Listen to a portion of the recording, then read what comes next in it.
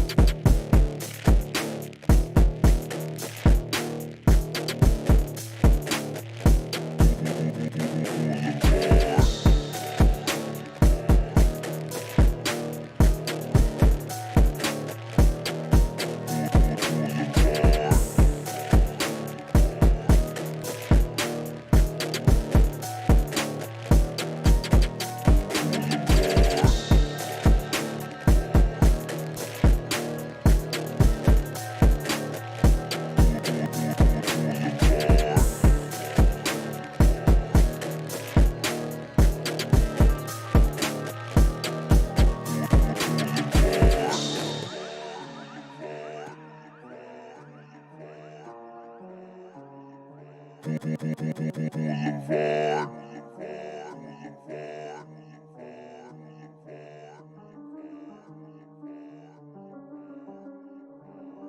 Oh, so crazy when you burn in hell forever, forever, forever, forever, forever. Boulevard.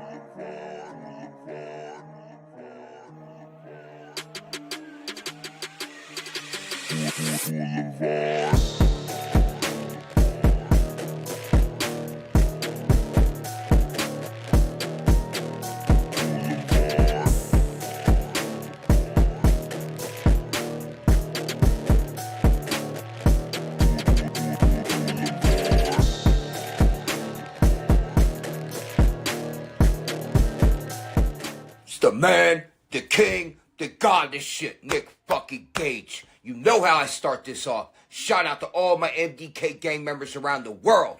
And I want to let everybody know, Blvd Bullies versus the World is a podcast. Every Tuesday, 7 p.m. live on YouTube with my motherfucking boy, Larry the Legend. And what the Blvd Bullies are doing, they're trying to ignite a revolution.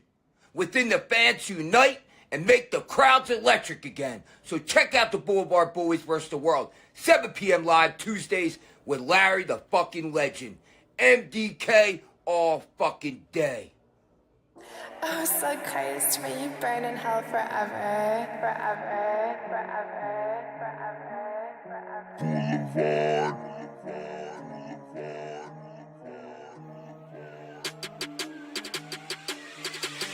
Boulevard.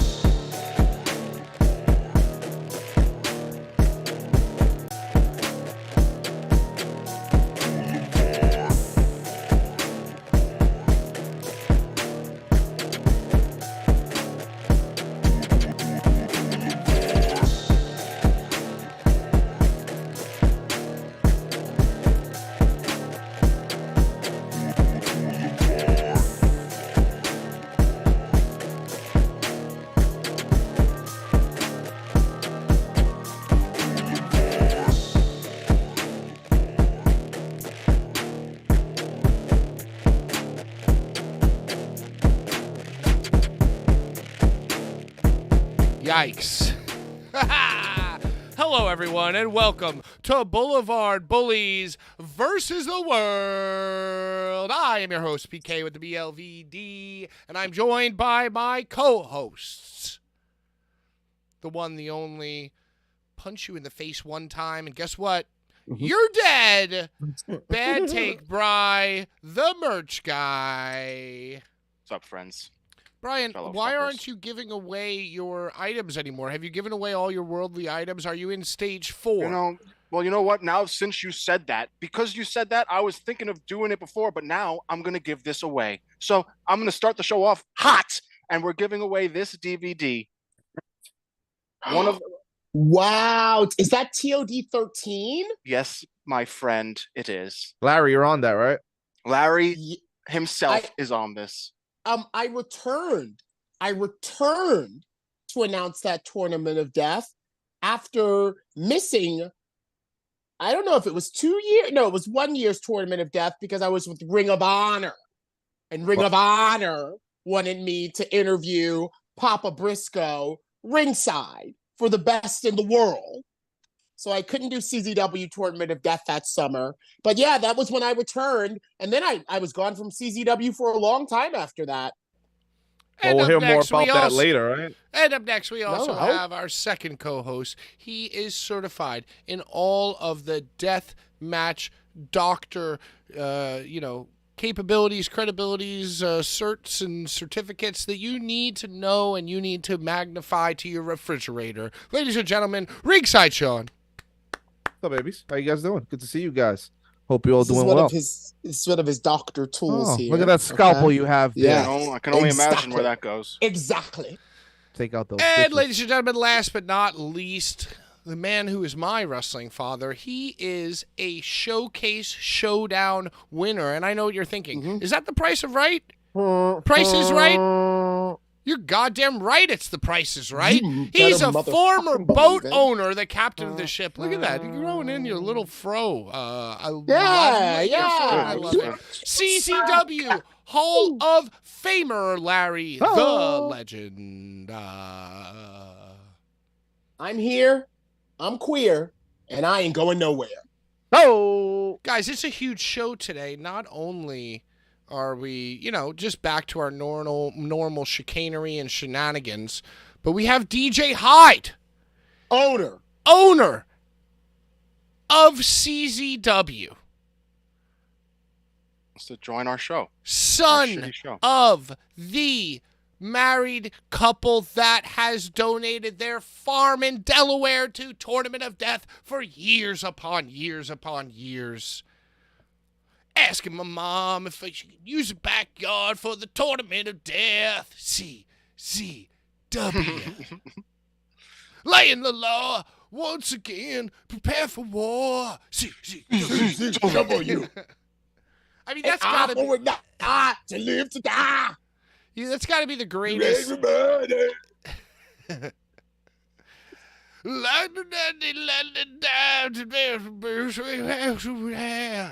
it says a lot of shit. That's got to be the greatest theme song ever created. Am I wrong? Indie wise or wrestling in general? Oh, Pat, what'd you do? Because I would say Well, I one think of the probably best, wrestling in general, actually. No, but I would say my favorite theme song of all time from wrestling was the Raw. That was I forget the band, but it was Excuse me? Generation again. That's Union Underground. Right. Yes. That's got to be the theme song that used to get me as the most hype. Because it was from your generation. Exactly. No pun intended. Yeah, you just lost. Younger boy. I will say, having saw the original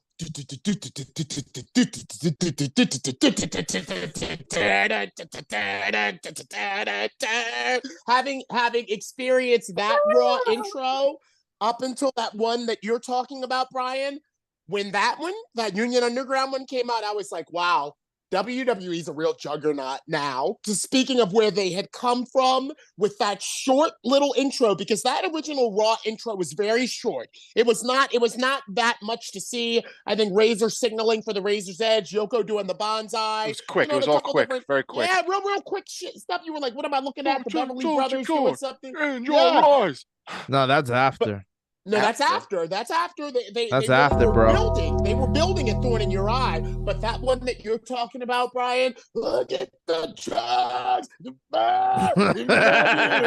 Yeah, dude. Yo, the editing. I remember at one point it was like there was a shot of Kane like grabbing somebody. It was a music video. It was a freaking music video. It was wild. Yes. But what League's better than CZW. Well, hold on, Brian. What I will say is the same way that you have an emotional attachment to the way that theme used to make you feel, knowing that your favorite programming was about to start. I have to say that in all of the companies I've ever announced, of all the theme songs to let me know, Larry, it's time for you to go out and do that shit, there's no theme song that could ever blare that gets my blood boiling and pumping and ready to be Larry Legend more than not the new CZW theme, which the new CZW theme came in around the time that MJF was CZW World Champ. The tempo is all wrong. The tempo is all off. Is it the same band? Or you're not I even do not sure? believe so. I do not believe so. It is a professional band now. But the original comments on wrestling theme just makes me feel that exact same way that you felt, Brian. How many times in my life have I gone to see Our Lady of Peace or Seven Dust, and all of a sudden Alter Bridge is on the show. All of a sudden Alter Bridge is on the show playing Metalingus, which is you think you know me, Glenn. But it's like, dude, I would trade You Think You Know Me, Metalingus for the CZW. I would rather have that band be the one-hit wonder of a lifetime. I hate Metalingus. Oh, dude, if you hate Edge's song and you hate the CZW theme, what are you even doing? I liked when he came out to Rob Zombie. Never Gonna Stop? Mm-hmm. Okay. I did not like that, because if you watch the pay-per-views live, you got the Rob Zombie, but then if you got the DVD of the said pay-per-view, it was like, yeah, I'm like, what's going on? Well, because I saw it live, though. I saw it live, so I enjoyed it. Guys, we have the person who wrote the song, spent dozens of hours himself in the studio cultivating. Who wrote that? He didn't play the instruments, but he told every musician exactly what to do and when. His name is DJ Hyde, and he's going to be on this show. Dylan Hyde. DJ Hyde at the 8 o'clock hour. Are you guys excited? James I mean, Hyde. we are. The news was leaked earlier in the week that we are TOD bound. Yes. Yes. My damn Every last self. one of us will be there. Making a pilgrimage. Making the pilgrimage. And you know what? If they had done it in West Virginia, if they had done it in Virginia, if they had done it in Pennsylvania, if they had done it in New Jersey, if they had done Little it in Rock, Arkansas. Little Rock, Arkansas, upstate New York, Chicago, Springfield. Illinois, Springfield. If they had done it anywhere, it's not about the hours driven. It's about the destination. And the destination is the journey. farm. The farm. You know, that used to be a cornfield as far as the eye could see. And DJ Hyde lariated the stalks until they were no more. And they could do professional deathmatch wrestling right there in that field. So I'm excited. We got DJ Hyde on the show, and we are Tournament of Death bound. And I don't want to kill the lead. I don't want to, tell the scoop. But DJ Hyde has agreed to let me be the ring announcer of Tournament of Death this year. I think he's coming on the show just to confirm it. I think he's just confirming. It's just a quick, hey, yeah, definitely. What you said is 100% true. See you guys later. So that's what I heard. I don't know.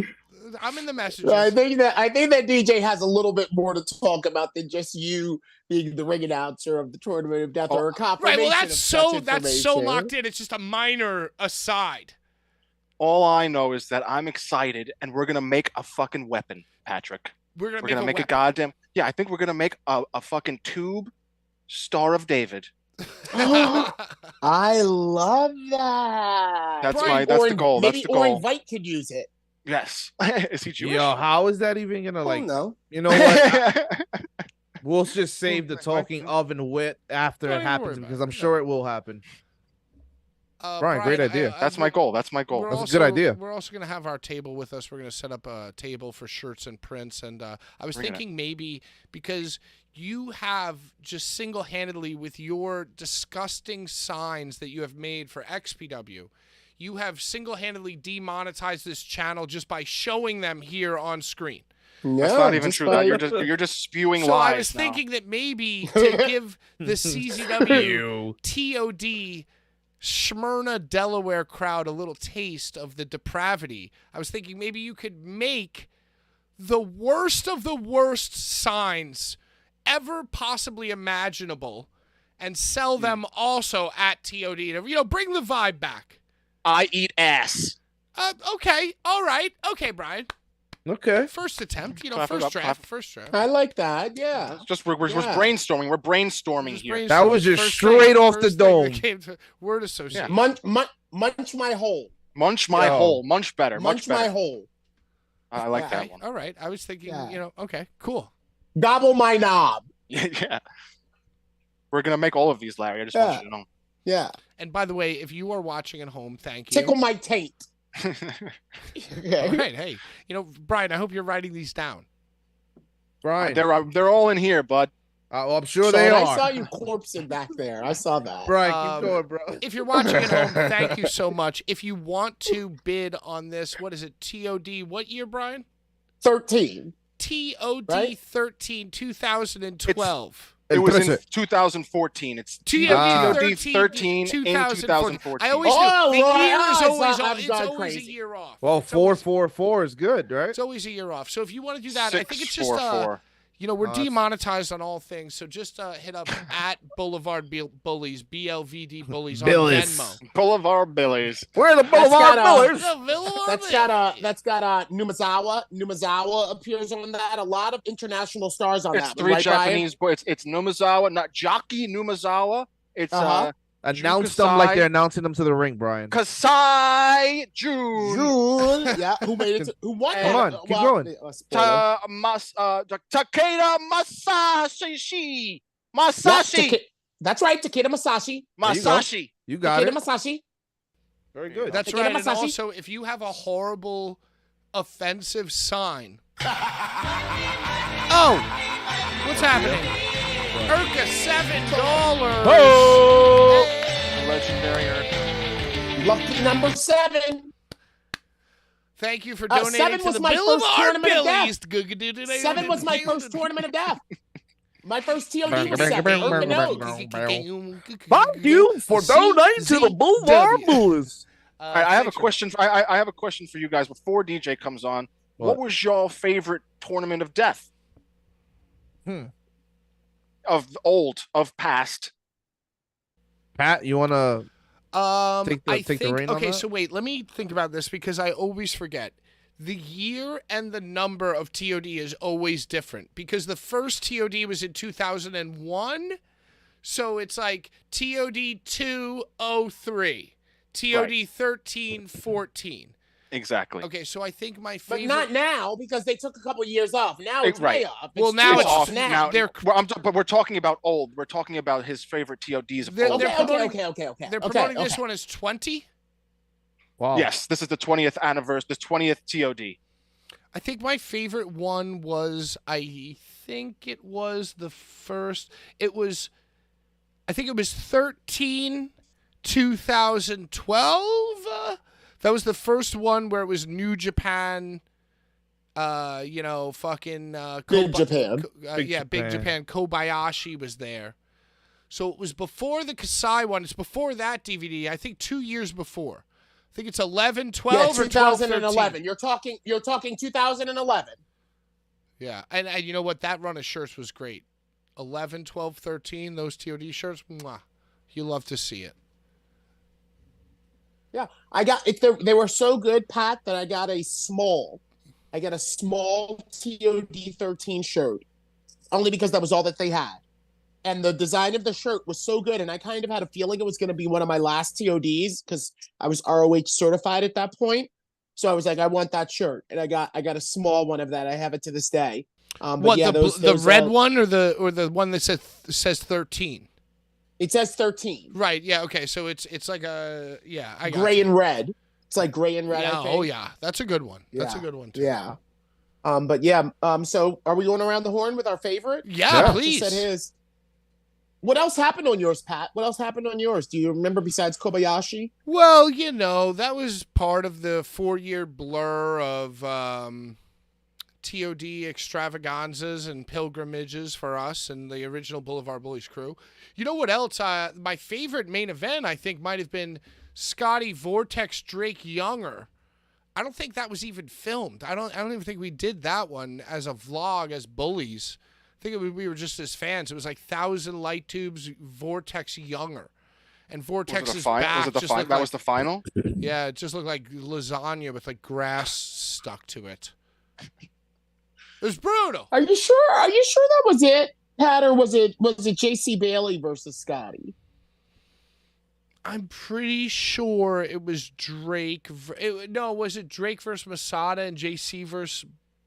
I don't know. See, it's all a big blur. I mean, they all do become a blur, and I'm the same way. All right, next question. Next person. Yeah, please. Let me jump in here. Save me, Larry. Yeah, I gotcha.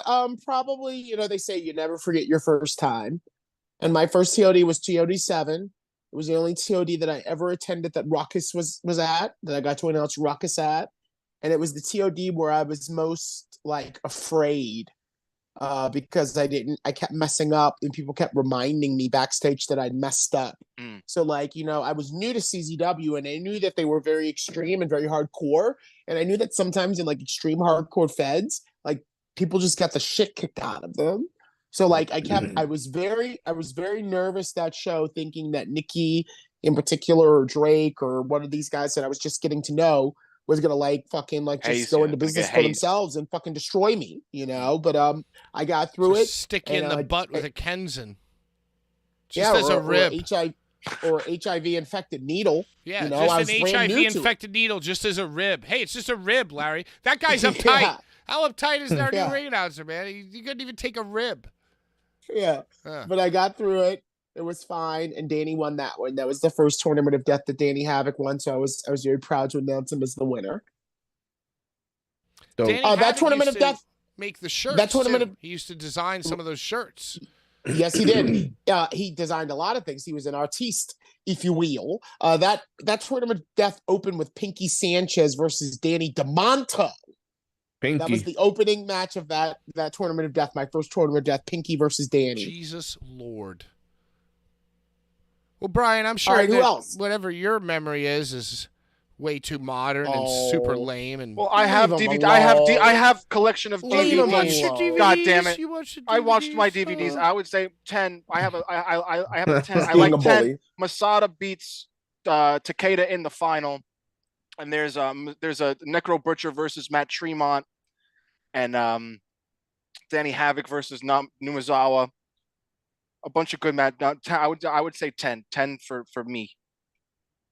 TOD Brian, 10. in particular, I like the way that Masada had to like basically kill Takeda by like crushing the cinder blocks up into The shards, cinder blocks, like dude. into what cinder year boulders. was that? 2011 was it? No, it's 2012. right. 10 would be in 2011. So Brian in 2011 was like watching 21. SmackDown, and then years later All decided right, to watch Brad, the 2011. Pat. 2011. I was 11 years old. God damn it. You're 2011, you were that's 11 years really old? six. 2011. No, I was 2011, you were 21. 11 years old, 21. Brian. 2001. 2001. I was 11 years old. Okay, so those We're are not like your, mathematicians. We're doing a wrestling podcast. Well, I mean, yeah, back then you Threw were me just- for a loop. I was like, I had a kid in 2011. I wasn't 11. right? Like what the fuck? Scared the shit out of me. What year my did- favorite- Yeah, that was a good one, Brian. That's a good point. Yeah, way to go back and yeah. do your research so the old people can't make fun of you. Smart, airtight. You're welcome. Our first introduction to Arrow Boy was that? But I think that may have been our In our 10? introduction. No, maybe 13. Okay, No, don't yeah, listen to he me, was in pay third. no He was in attention. third. Arrow Boy was in 13. It's all so confusing. Sean, what about you? Tell us about your story. TOD6. And it was like my first introduction to like American deathmatch Pat wrestling. just hates Because I didn't know of everybody's it. Like all I knew was six. Well, what I mine was saw on TV. 5. And like I just watched ECW. All right. So it's like you only have that. I didn't really have the exposure to like the FMW stuff until I got older. So then like my mom is like, yo, some guy like almost died. Did you hear about it? I was like, how? She was like, he was wrestling. You see, this is why I tell you stop doing it in the park. And come to find out, he got airlifted out. So I was intrigued, and like I found out, and I was like, oh wow, this guy like almost died. Well, Are he you did talking die. about- He did die. Who are you Gage. talking- No. Yeah, he's Literally. talking about That's Arrow not Boy. 6. Airlifted That's not out. 6. Was that 5? That's not Boy. 6. What's that? It was in Gage 09 for sure because Gage getting airlifted out was 8. That was TOD 8. If it was Okay, in so 8. 09, then it was 8, Yeah, Sean. it was Gotta definitely do math. 09. We're not mathematicians. We're on a wrestling podcast. Jibby was a baby, and she was like, "You see, this is wrestling. This wrestling is not good."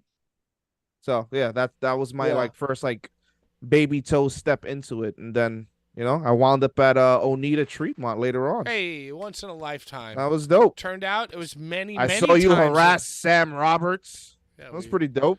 We harassed Sam Roberts. Turns out there were many times in a lifetime that Oneida came to CZW.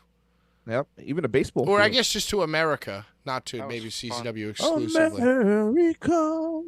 Well, he did. That was the first time he had been in a long time at Once in a Lifetime, and then he came back for Cage of Death 20, and then he came back for Tremont, and then he came back for like one Rob Feinstein show. So I can think of 4 times in the past 5 years that he's been to the States. 4 in a lifetime.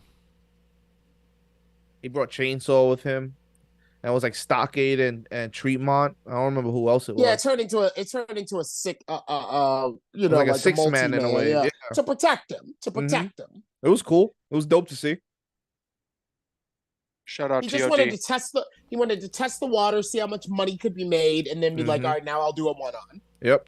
That's exactly what it was. He was like, oh, there's still a market. We can come on over. Yeah, and then he just poured gasoline on Matt Tremont. Call it a day. Bing, bang, boom. Yo, what a night. That was in the baseball field, right? Ah, but yeah, Trenton. What else were you talking about tonight? A lot's been happening. Any news of the week? Any deathmatch drama? What's CM Punk's fucking friend's name that got fired? Ace Steel. too? Ace Ace Steel. Steel I was was going to say fired. Max Steel. Max Steel. Max Steel's Payne. fired. Yeah, well, Max I heard Payne. something about that, and someone was like, well, if he was like Punk's producer, he wasn't like a producer of the show. He was just the producer that Punk wanted to work with. That once Punk's gone, who's he going to produce? He has no purpose, yeah. Yeah. What's So up? But like they- even they the guys essentially- who like CM Punk didn't want to hang out with Ace Steel. So essentially, I'm going to tell you that exactly what happened to me with Ring of Honor happened to Ace Steel. They eliminated his position. Right. Your position has been eliminated, and the Yeah. funds have been allocated for someone like Prince Nana or Stokely Hathaway. I mean, Prince Nana did get a new contract only days extension. after. Hold on. Let me see if I can do this. Dun, dun, dun. Oh, Prince Nana is fucking entertaining as fuck. Well, And Brian, you know Steel what? sucks. You don't know old school Prince Nana. Oh, Yeah, Jesus swear. Christ. You don't know. Fucking You love him you're just because on of his old dance. man You rants love him tonight, because of his Patrick. dance, just like Tony Khan. Tony Khan only gave His him money because he dance. started dancing. I like fucking Prince Nana because I've seen him in a fucking tiny fucking place. God damn it. Dancing, yeah. Larry, care to give us your take on Prince Nana? Sure, Prince Nana was instrumental in me getting into ROH. He, along with another individual who I won't name any names, were the ones who like kind of told me, show up. They were like, if you don't show up, no one's going to see you. Once you show up, then we'll say to Hunter, hey, Larry Legend's here. So Prince Nana encouraged me to call out of my 9 to 5 and show up to the Hammerstein Ballroom for Final Battle. It was Steen versus Generico. Ladder War 4. Wow. Ladder War, which was the amazing box image of like half Steen's face, half Generico's face. If you remember that Final Battle, that was just like a poster, half Generico, half Steen. I went to that one. I stood all night long next to King Mega and Mike Mondo. And that was the first time that I ever was like on the radar. On the radar is thanks to Prince Nana. So I love Prince Nana. He's always been a confidant and advocate of mine. I will say that a thought crossed my mind. Everybody has really gone all gaga for Daniel Garcia swiveling his hips and thrusting about, gyrating, if you will. Yeah. And it's gone quite viral. Leave it to a savvy veteran like Prince Nana to be like, you know what? Guys dancing and kind of showing like, I mean, let's honestly call a spade, pardon the pun, showing a little effeminacy, with the hips moving. It is a very sexy dance. Yeah, it's like the ladies know I can get down with the get down. Yeah, it's not just pump. It's look at me, ladies, look at me, ladies. It's all in the hips. Yeah, and Garcia's doing it so well. It's taken off. Well, and now Garcia's it's sort is more like of a thing. phallic thrusting. Garcia's is doing the horizontal mambo. Yeah, he's vertically. more like thrusting. Yeah. Whereas Prince Nana he's is really more like just love. like I'm over here dancing about, Well, I mean, Sean, you're a little more hip with the hoppity. Yes. It reminds me of the Says nene. who? It reminds me of the nene. Let me whip and let me nene. It is It's like reminiscent of a current rapper like from today. I don't know if it's Meek Mill. Yeah. Or I don't know if it's like Little Baby, but there's some like they do a move. Oh no, you know who it was? CJ, the rapper CJ. Whoop, Okay. whoop day, which I'm outside of some movie, 2-piece. You know that song? That guy? Yo, He I does bet we his can dance. have Prince Nana on the show. I'm pretty sure what he's doing is called the. I'm whoopty sure I dance. know him. I bet you we could Just- send a message to Prince Nana and be like, hey, yo, it's the Bullies, friend of the program, longtime friend. I bet we could have him on. I feel like Well, he's got to get permission. Someone like Nana's got to get permission. Oh yeah. We listen. It is a boon for us to be speaking to the owner. if I was him, I Combat wouldn't Zone talk Wrestling. to us either. And so I got signed. I did my dance. I wouldn't talk to us. We should have talked to him before the dance. I'm saying he's got to find out. He's got to find out if he can do it. But yeah, maybe. I'm gonna find out I'm gonna find out the exact name of this dance. We're gonna look it up, and then we're all gonna learn the dance, and we're gonna do it together. Called the Nana. The Nana. It's called the Nana. The Nana. It's called the Nana. I'm down. Well, I mean, that's exactly what I wrote in my notes is 10 minutes of Nana talk. Uchiwala. And, what else can we do to kill time before our big, huge, massive DJ Hyde interview? Did you guys prepare questions for DJ? I did. Sean, I know you did. Got some questions. Brian, did you? I got some questions. Oh, Jesus Yeah, I mean, Christ. well, wait, is there anything else going on? And just like, we were touching on wrestling. Anything else going on worth mentioning? CM brutality. Sorry. Endeavor and the Endeavor deal got sealed, There's and one. Vince McMahon is still the chairman. Still the champion chairman. Well, no, chairman. he's been moved into that new position. He stepped down, remember? He stepped down because there were other allegations, so he had no seat. Now they took him, and they're like, ooh, now you got a new seat, Papa. He's got a brand new So seat. in AEW, we see them eliminating positions. In TKO, they're creating positions. Yep. TKO. What a They had two wild... huge, massive championship belts at the opening of the New York Stock Exchange today. And fucking Vince McMahon, Salvatore Dali, the little tie you to the train tracks motherfucker, he's over there. He's ringing the bell. I think he did a backflip off the freaking barricade. This guy's out of control. He's like, it was me. I'm the CEO. Yo, and dude, guy just had his spine completely reconstructed. Yeah. They used genius, the dude. old bones of Daniel Bryan's forearm to reconstruct Vince's spine. It was in the old contract. It was the price that Daniel had to pay to marry a Bella twin. Yeah, Vince stepped out on that stage like, I'm not like most girls. Yo, that's another very good theme song, Larry. Oh, dude, it's awesome. It's slept on, dude. It's a very underrated theme. I'm not like most girls. Yeah. Yo, her neck is working. That's what I'm saying. Her neck is working with that song.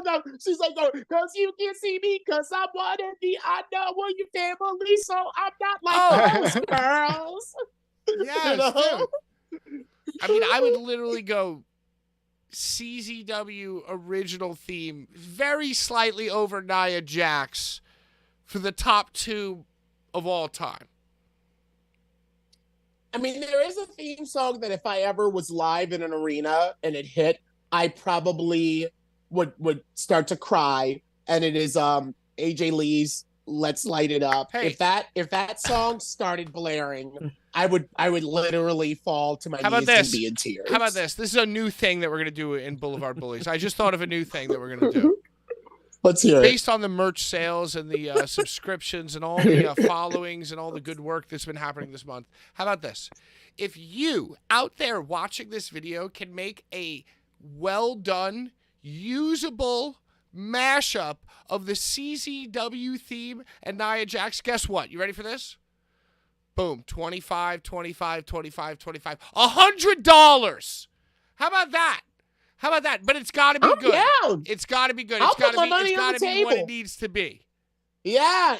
Okay, set the parameters, Patrick. It's got to Set the be what it needs to be. parameters. And listen, if you make an attempt, we'll listen So to it. you're making a contest. But You're for making a contest? $100, we'll put up $100. We'll put up $100. We'll put up but you got $100. and you know what? It's got to be its own work. It's got to be well done and well mixed. And we'll listen to all admissions, but submissions.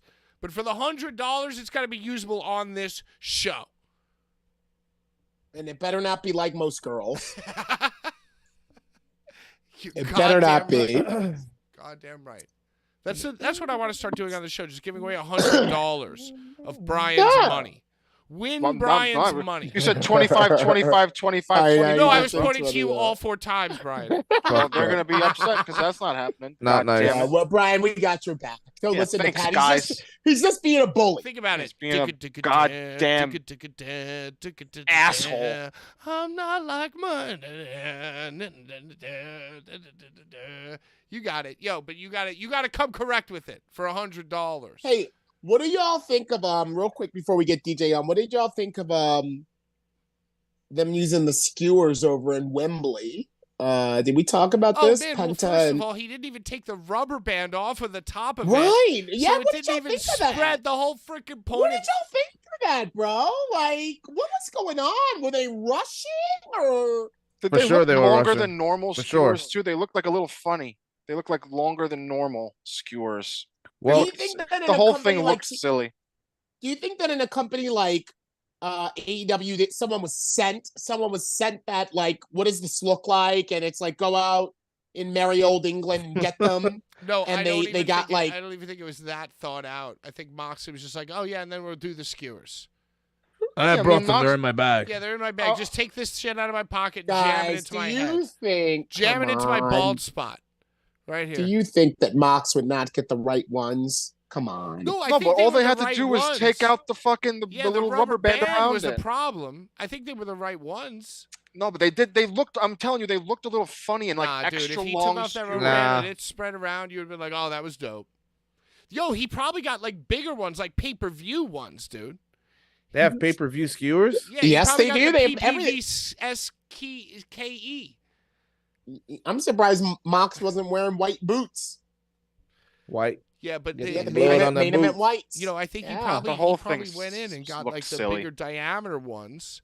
And he was I was flabbergasted, y'all. I was flabbergasted that didn't work on, I guess, arguably the largest scale that we could have seen. That beautifully done spot that, to me, Masada introduced to us, Atticus Kogar was allowed to run with. And Mox is very much adjacent to those other two individuals that I just said. So I just could not believe that they did not get the visual that we all have come to expect from the skewers. Yo, it was in Wembley. It was stuck in his head. Like, you could see it stuck in his shit, but it didn't do the thing because the guy didn't take the rubber band off, dude. It looked like a fucking stupid thing hanging out of his head. It did look like it was stuck in his skull. Like, it was stuck in it. Properly, but it was applied. I'm sure his adrenaline was pumping. And it's supposed to be a specific thing. It's supposed to spread out, and then you're supposed to smash it out, and it's supposed to look like a whole thing. Yeah, it's supposed to be after the crowd takes in a peacock. Then comes a chair shot or a DDT or a brain buster or a knee or something to be like, he just fucking drove those shits even further. That's it, dude. Like, oh yeah. Well, I think if I'm not mistaken, I think they did do something after that.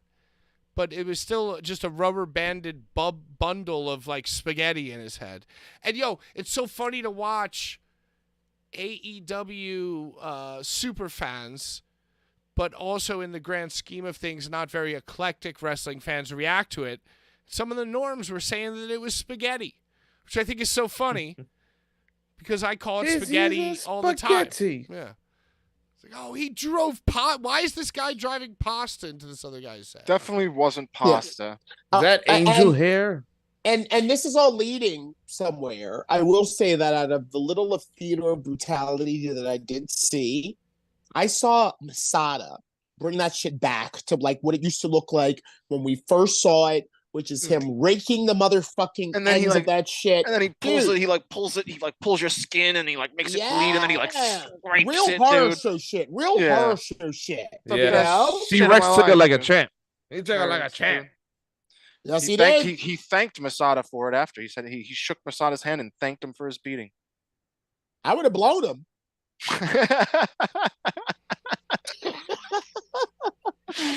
Basically, I mean, he did. He verbally blew him. That's what I would have done. Wow.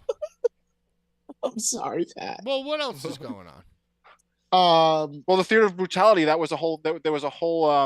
Everyone was tight about it because it was supposed to stream live, and it didn't because as our baptism went, we were going to stream that live, but we decided that we weren't going to stream it live, and we recorded it and then released it. We weren't ready. We weren't ready to stream it live. But the only people were tight because it was promoted as being live and streamed. And people bought it. People bought it, and there was no like official announcement made until the next day.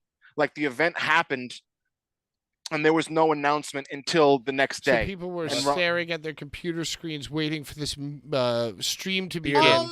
And it never did. Pat, people were, there was a chat. Right. There was a chat window that was active and live. It was a blank screen, though. Blank screen. So all you saw were people like bitching and being like, where's my money? Like, it was really kind of humorous, but also kind of sad. Yeah, it stank. And what promotion is this? It's Dirty Ron putting on a show as XPW.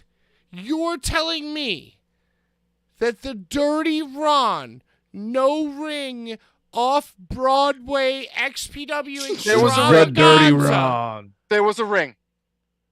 There was a ring. You're telling me that this thing, There this was a new ring. event, Off wait a Broadway, second. Pat. Off Broadway.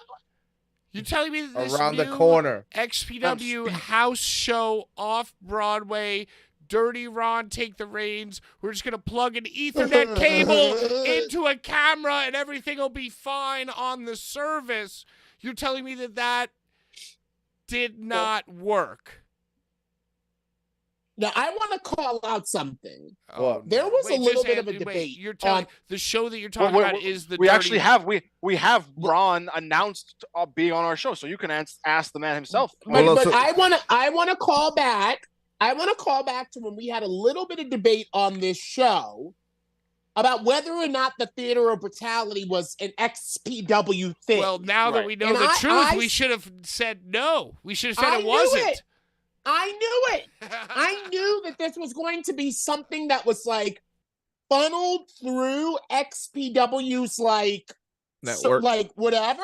You- But I knew if I'm not on it, if Ron Mimi's not there, if Cat Martini's not there, it's not. Come on. It's but someone that's not watching it and that doesn't watch wrestling and that's seeing that event will assume that it's an XPW event because of how the event is promoted. Someone that doesn't know sees that event and it's called XPW. Yeah, Brian Theater of gave them, Brutality. Brian Venmoed them $500 just to do that show. Pat, no, he didn't. Oh, Yeah, I'm sorry, I funded the show. I read that there You was did? a You're a faceless. producer? Yeah, I produced it. Pat, according to Pat. I read that there was a faceless contributor, and I just assumed it was Brian. Yep. Yeah. No, actually, the faceless contributor was the multi-billionaire owner of Circle Circle Six. Six. Yeah. $1 billion investor. Yeah, the $1 billion man. Oh The man, $1 can you billion imagine man. how many more Better than fans, ever. Larry? Could you imagine how many more fans Dirty Ron would have if he had $1 billion investor? I mean, the sky's the Wow. limit potentially.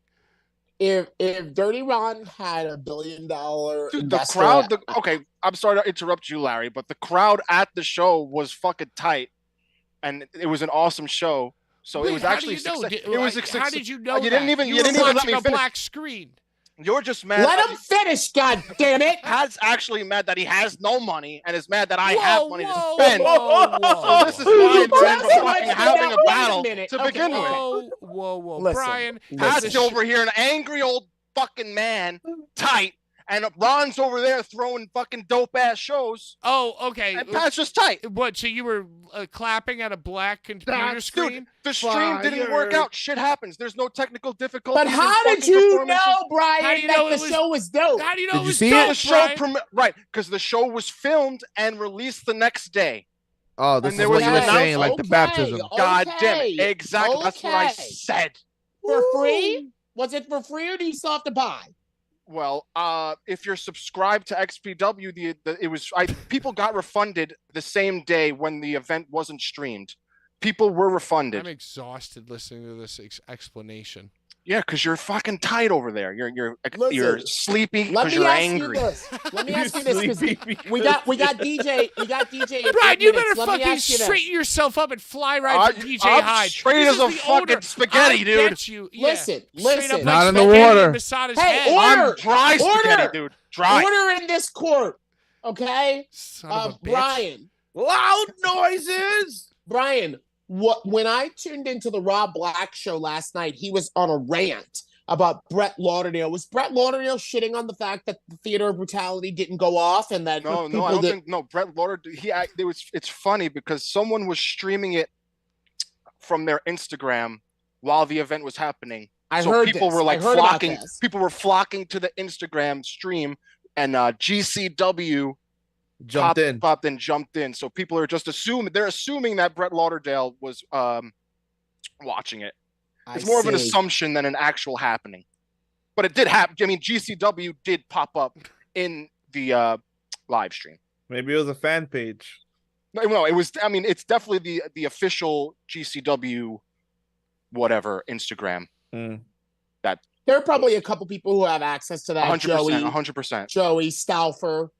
You know, Stauffer probably you has think that they shit. give Stauffer access to the main Isn't he the GCW? merch? He's the merch. Isn't he the- I mean, isn't he there- the but I mean, entire I don't There's a think, merch I of the don't whole think he's fucking got company? the. I don't think he does the. Hey, GCW. you fucks. There's a Maybe merch. they- He's There's the a merch merch of the specific. company. Well, no, There's they a merch- probably He's got to gave him. fucking pump that shit out. No, they probably Both gave of you. Stauffer. Both of you guys. Stauffer probably has the password and the responsibility to post and promote on GCW merch Instagram, but there's no Hey, way fuck. that they're not. I don't know there's about no all way, these other There's no things. way I they're don't know letting them about- have the main. listen, There's I don't no know way about they're all letting of Stauffer have the GCW's main. avenues of revenue. I don't hawk Hey, them. listen, They got There's me a blocked merch on everything. specific GCW Instagram that Stauffer runs. Right, that's Merch what I specific. literally GCW just said. That I yeah, literally motherfucker, just said that. motherfucker. That's not the Instagram that joined the live. The regular GCW Instagram joined, not the merch one. Yeah, And God Pat is damn saying it. that Brett would never give Stauffer the main GCW. what So I'm when I was saying.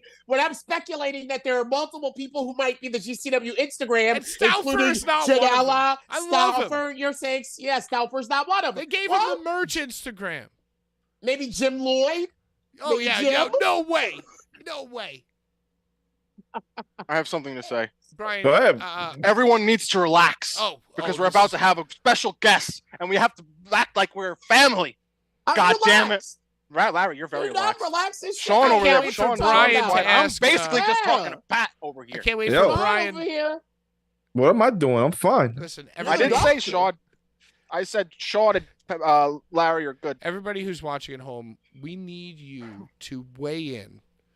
And I'm talking Uh-huh. about the heavy hitters, the people who are here every single week for the last 65 weeks. We need you to weigh in on the comments. And we need you to weigh in every single week. And we could do something very simple. 4 being the best, or no, 1 being the best, 4 being the worst, best hosts, or just give your notes about how many times Brian was wrong, how many times I was wrong. Oh You know? my God. Wow. We really need, This because is not we happening. You're such a bully.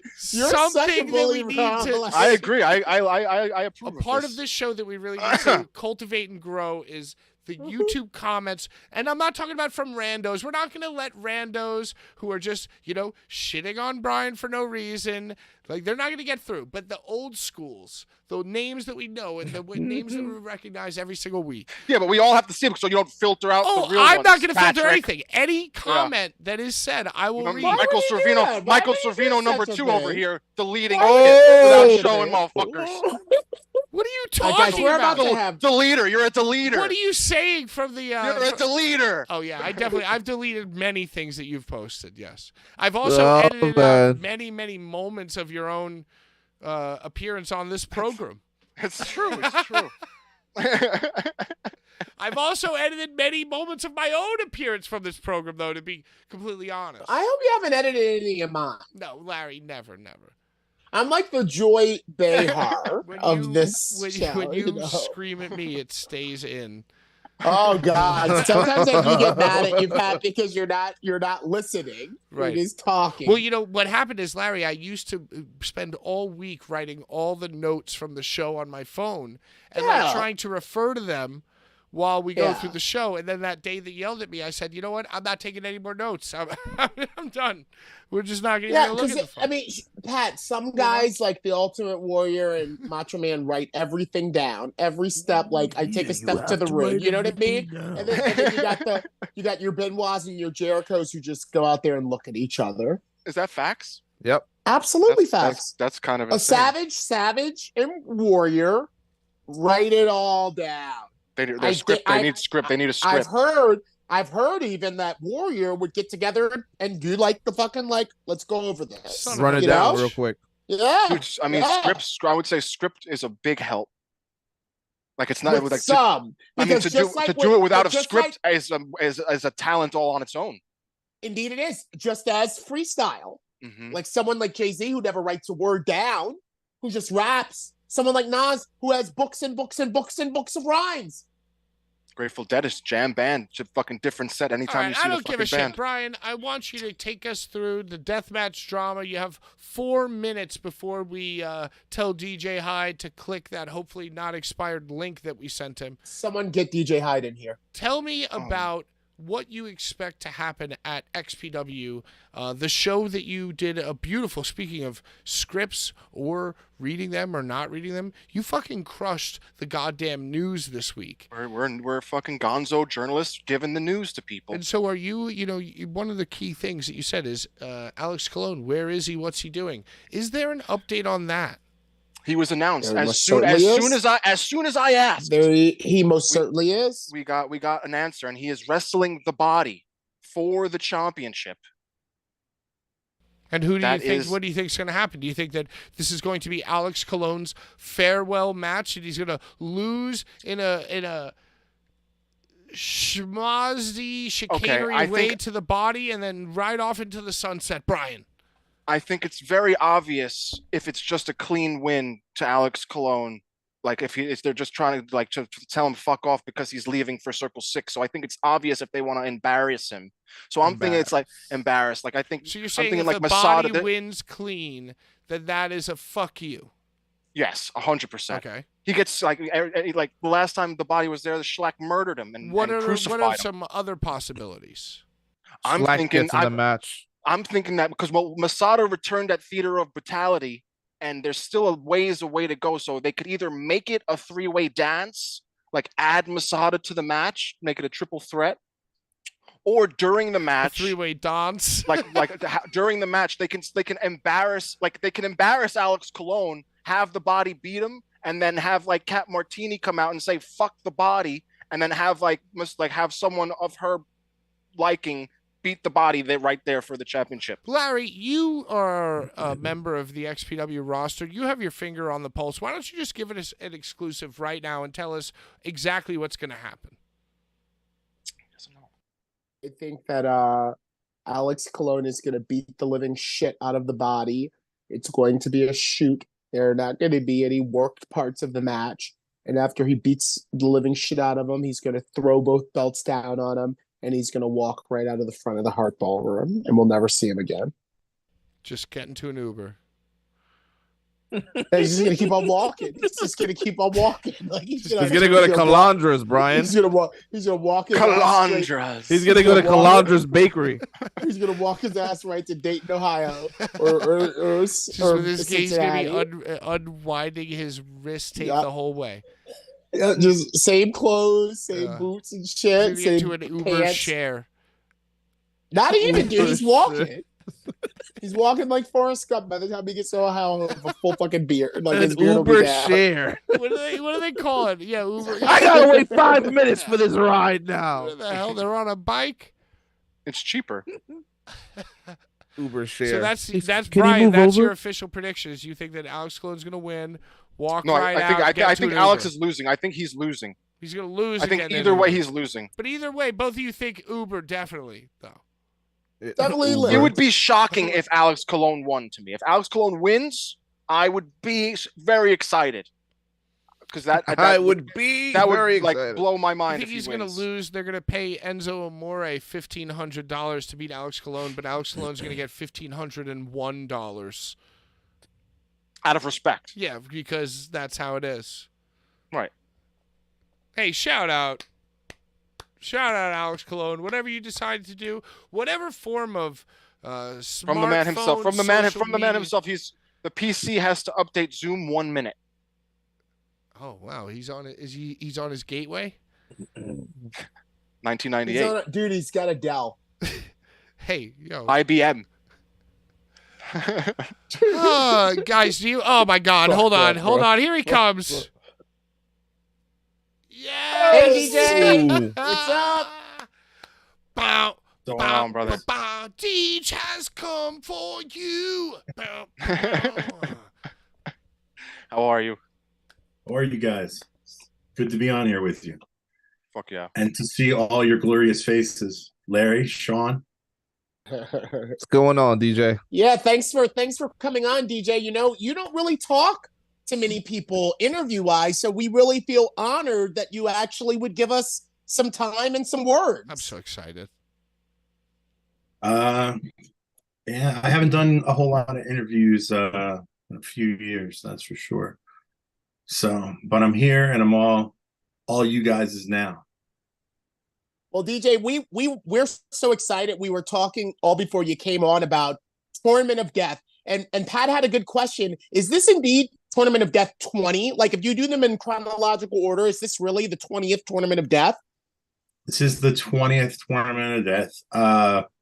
Obviously, there's been some gaps with COVID and all that going on, and a lot of the challenges that go along with it. But yeah, this is Tournament of Death 20, and I'm kind of excited to see how some things are going to go. We have some things we're trying to do that are a little bit different than we've done in the past, so we'll see how it all works.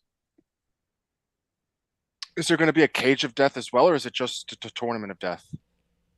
So right now we're looking for a Cage of Death venue.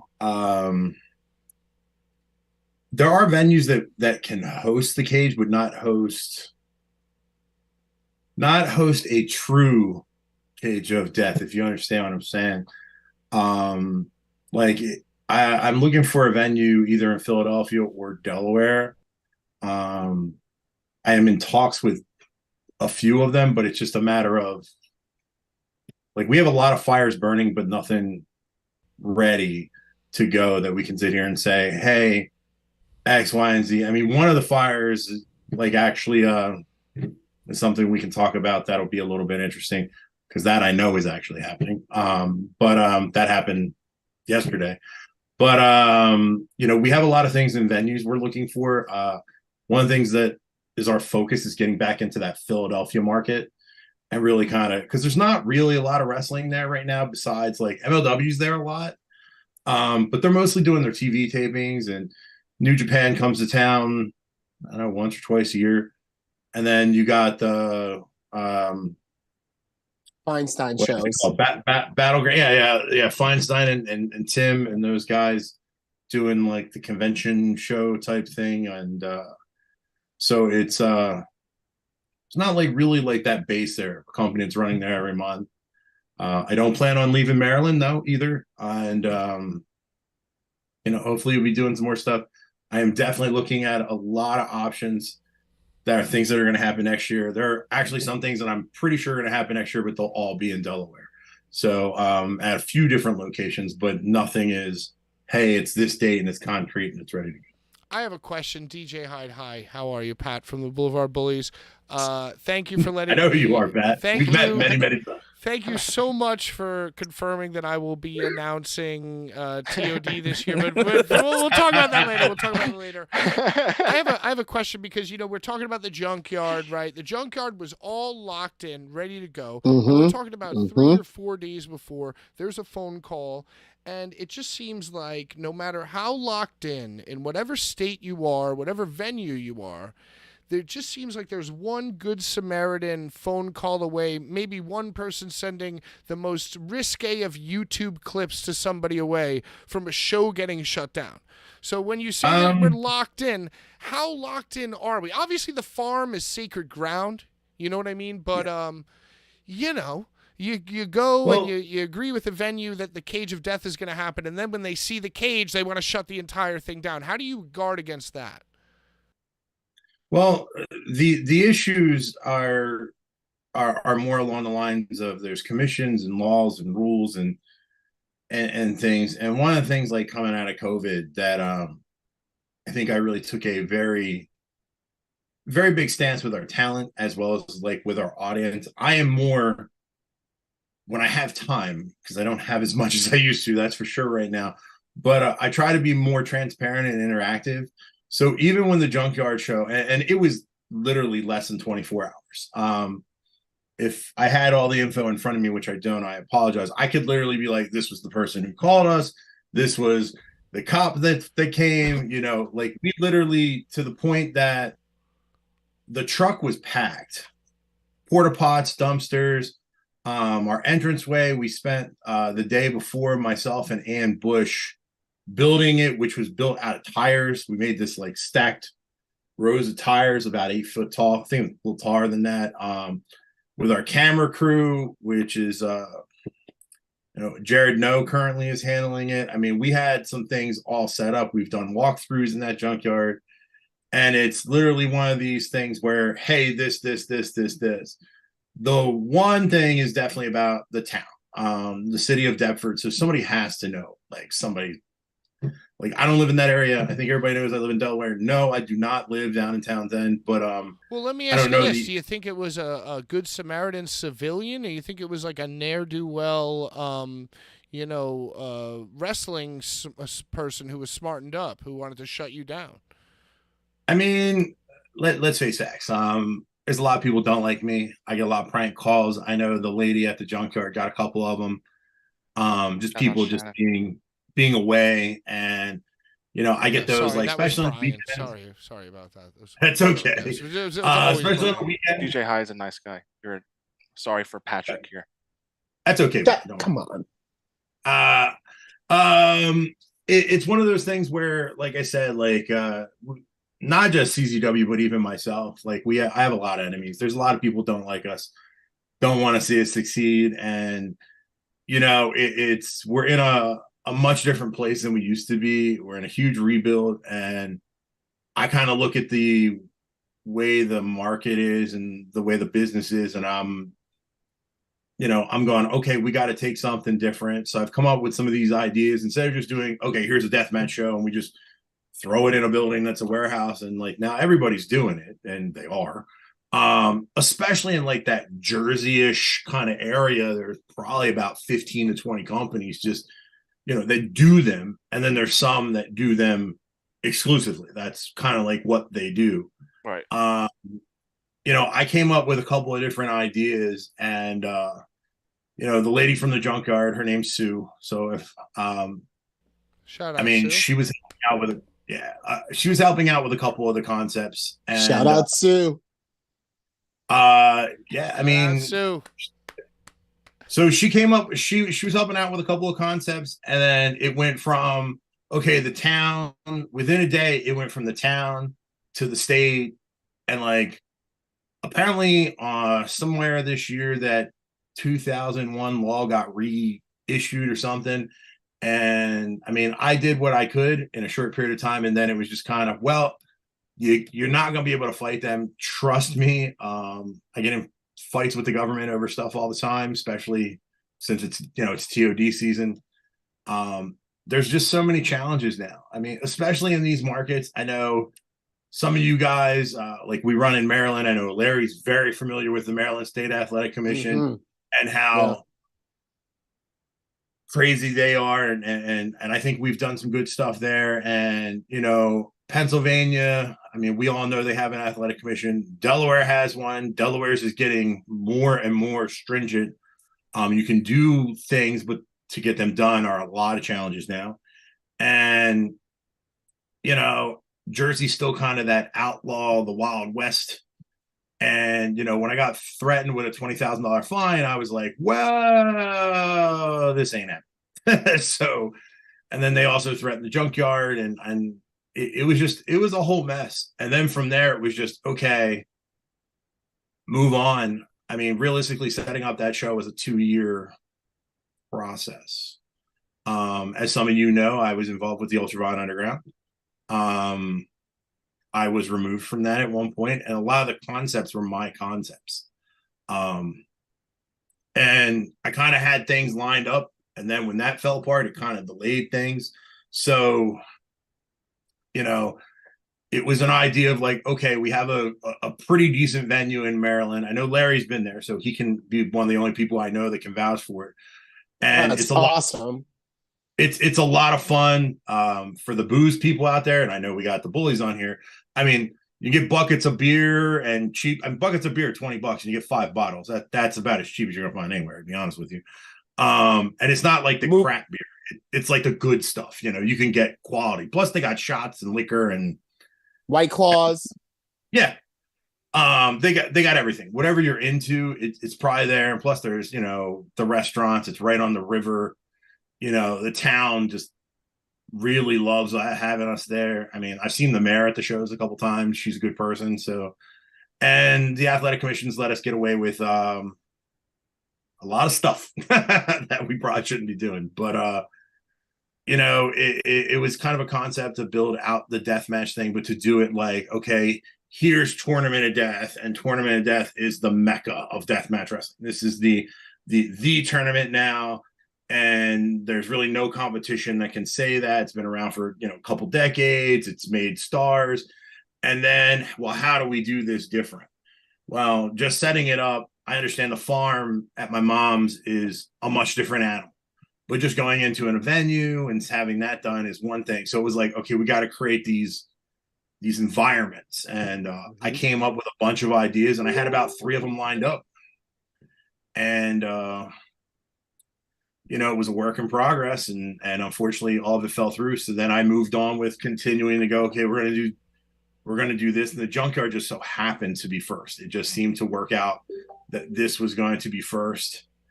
And that's, you know, a good thing. So, you know, we took it from there, and now, you know, it's moving on. It's on to the next thing, and you know, trying to get through TOD, and then next year I'm hoping to work out some of my other concepts, as well as find a, you know, another junkyard that's probably not going to be in that area. Yeah, I hope not. We got to find a good junkyard. Well, I mean, we all know that you know, Delaware has junkyards too. So, you know, it's just a matter of, you know, when you do some of these concepts too, they're outside. It's not like I can go, oh, let's do this in December and January or something. Right. It's got to be seasonal. That's the T-shirt. Delaware has junkyards too. Yeah. Well, my wife does have this crazy idea to do like an outdoor deathmatch show in the snow, because it's like bloody snow and all this stuff. Like she was like, it would be cool. I was like, yeah, but I can't see people going out there. And then I thought about it, and I was like, if there was enough booze, you'd be surprised. We could make it happen. Yo, people go camping in the winter Hey, too, man. DJ, thanks for being on this show. We're going to go around the room here. I think the lads all have prepared questions for you. You know, as for me, I was just spewing toxicity. Brian, do you care to start off with questions for DJ? And by the way, viewers at home, if you want to throw some questions, don't worry, DJ, I will vet them for you. But if the viewers at home want to throw some questions in the chat, we'll throw them around. Brian, please start us off. I just want to know your thoughts on the current deathmatch scene, and if there is just too much deathmatch going on, or if it's just been watered down and it's just like in a weird state, and that's why you only try to do as few deathmatch promotions as you do more traditional CZW wrestling now. Hey, so I'm just wondering your thouts on deathmatch. Good question. Hell Good of a question. Brian. Good question. Yeah, good question. Good question. Hey, there you go, Brian. Look at that. So I don't think there's anything wrong with the talent. Like, I think the deathmatch wrestlers out there are definitely some of the best that we have seen. They're willing to step up and do things. I mean, there are some ideas that guys are talking about. I know, I think minutes ago we just announced Eric Ryan versus Schlack for TOD. And hey, here we go. Here we go. Huge first round matchup. Yeah. Well, I'm sorry, what was it? I wasn't Eric Ryan versus Schlack. Oh, wow. King of the Deathmatch versus saying. King of the Deathmatch. Amazing. So good. Wow. Brian's asleep one recognized King of the Deathmatch versus another recognized King of the Deathmatch. And wow. They came up with this idea using like flower pots or something. They were pitching it to me, and I'm like, and I said it to a couple people, and they're just sitting here going like, they realize how bad those things hurt, and I just said it's Eric and Schlack's idea, and they just want to kill each other, I guess. I mean, I'm fine with that. Terracotta. That's what it was. Yeah. Damn it! I was googling it. I wanted to yell terracotta so badly, Larry. You said you did it just now. Damn it! All right. I could tell you like because we haven't put out the stips yet, because we were going to get the matches out, and then the stips were going to follow next week, and they were telling me about these, and I was just sitting here going to myself, like, I have no idea what to call this death match. And then they started talking about terracotta, and it was like terracottas, chairs, and then Schlack's just like, we need like 100 of them at all different sizes. I'm just like, where am I going to find 100? This isn't like, hey, let's put out hey, we need light tubes type thing, and people just bring them. And this is like a very odd thing. And then like, literally, I was telling a couple of the guys just at the school, like I was like, this is just the weird. I've never had a deathmatch wrestler ask me to go and get, flower pots. Basically, is how I look. The next thing I know, we had like 10 of them. Like they just showed up, and like people just, oh yeah, we had a couple laying around. I was just like, we need like 100 plus. We got to fill the ring. Things like that. I know. Some of these guys they got a couple of interesting ideas, and I think the biggest problem with it is it's just kind of the same. There's no real storytelling in it. There's no real like, okay, hey, this is why you're here. Like even with the Cage of Death storylines, I mean, sometimes we've thrown some things out there because, well, we need to, but it's like the idea of it is to build something over a long period of time, and it ends in this like thing, and people want to see it, and they want to see either their guy kill the other guy or whatever it is, or the big spectacle or the big bump or whatever it is. And I just think that the scene's that, and then I kind of just started looking at it going, well, it's less special. And I was going, well, how do I make it special? Well, I can make it special by telling stories, but the problem is that particular market, like the deathmatch fans, they don't. I mean, I got Fred Yehi and Rich Swann on my show, and they are phenomenal talents. And the deathmatch audience is just going to be like, hit him with a light tube. You know what I'm saying? Like they're not going to care.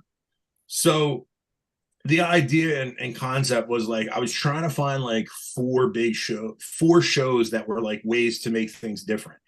And even if it was like sprinkling in a little here and a little there, you could tell a story to get to that point. Even with our first round of TOD, you have the finalists and the winner from last year in the first round. There's a story that kind of goes behind that. Because Mickey was legit knocked out cold. I don't know if you guys are aware of that. When they hit the thing, like Mickey was out. Bareboard shit, man. And it was one of those things that was like, okay, how are we gonna pull this off? Like there were things in that match that were supposed to happen, but the wetness of the ground and the grass kind of messed up some things, but nobody knew but us. And that's where the junkyard would have came in, and that's where some of the other concepts that I have, like here, I'll tell you one, just because this is actually one of my favorite, and it's something I'm actually working on and been in talks with. I want to do a deathmatch show in the middle of a cornfield at night, but I don't mean like, right next to the side of the road. I mean like I want one lane down to the corn, and then a big square for where the ring and the fans are. And I want the wrestlers to come out of the corn with like Field of deathmatch. Well, In a way, I wish you build I it, wish you they wouldn't will come. I wish you wouldn't have said it. Because now someone will probably try to beat you to the punch and do it. It's hard to do. Trust me. Getting somebody to go, hey, I need you to carve out all this of the corn. You just grew 6 foot tall.